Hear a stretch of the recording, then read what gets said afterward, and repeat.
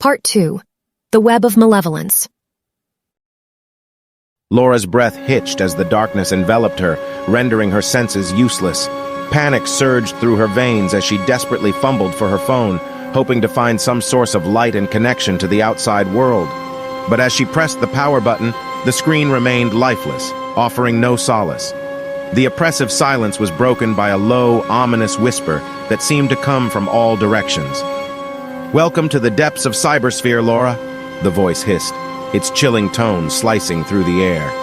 "You thought you could escape us, but you are ours now." Fear constricted Laura's chest, but she summoned the last remnants of her courage. With trembling hands, she reached out to her computer and tapped the keyboard, hoping for any sign of life. Suddenly, the screen flickered to life, illuminating the room with an eerie glow. As Laura's eyes adjusted to the light, she found herself in an unfamiliar interface. The familiar icons and features of cybersphere had been twisted into grotesque versions of themselves. Her profile picture morphed into a ghastly visage, her name distorted into a macabre symbol. A message appeared on the screen, its words dripping with malice. "You have fallen into our trap, Laura. We have watched you, studied you, and now we shall consume you." The message was signed by Dark Soul, the same user who had warned her about the shadows of cybersphere. Laura's heart pounded in her chest as she desperately tried to navigate the twisted realm. But with each click and scroll, the horror escalated. Distorted images filled her feed, depicting nightmarish scenes of despair and suffering. She tried to escape, to log out, but the functionality was gone, replaced by an endless loop of torment. Lost and trapped within the dark corners of cybersphere, Laura felt her sanity slipping away.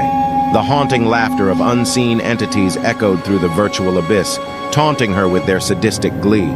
Every attempt to reach out to her friends for help was met with silence, as if they had been swallowed by the abyss themselves.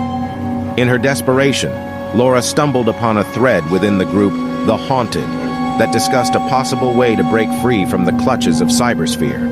Users spoke of a hidden code, an ancient incantation that could sever the ties binding them to the malevolent forces within the platform. With trembling hands, Laura transcribed the cryptic instructions. She prepared herself for the ritual, gathering the necessary materials and mustering her courage. She recited the incantation, her voice shaking, as she hoped against hope that it would be her salvation. Suddenly, the room shook violently, and the haunting laughter intensified. Shadows twisted and writhed, contorting into grotesque forms that surrounded Laura. But she refused to yield to the darkness, clinging to the dwindling light of her humanity. In a blinding flash, the virtual nightmare shattered, and Laura found herself back in her apartment. She was gasping for breath, drenched in sweat, and her heart thundered in her chest. The screen of her computer displayed nothing but a blank login screen, devoid of the malevolence that had consumed her. With trembling hands, she turned off her computer and vowed never to return to cybersphere.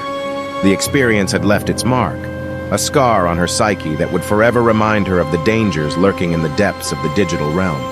But little did she know that the horrors of cybersphere were not confined to her solitary experience. The haunting of the social network continued, claiming more victims who would unknowingly stumble into its web of malevolence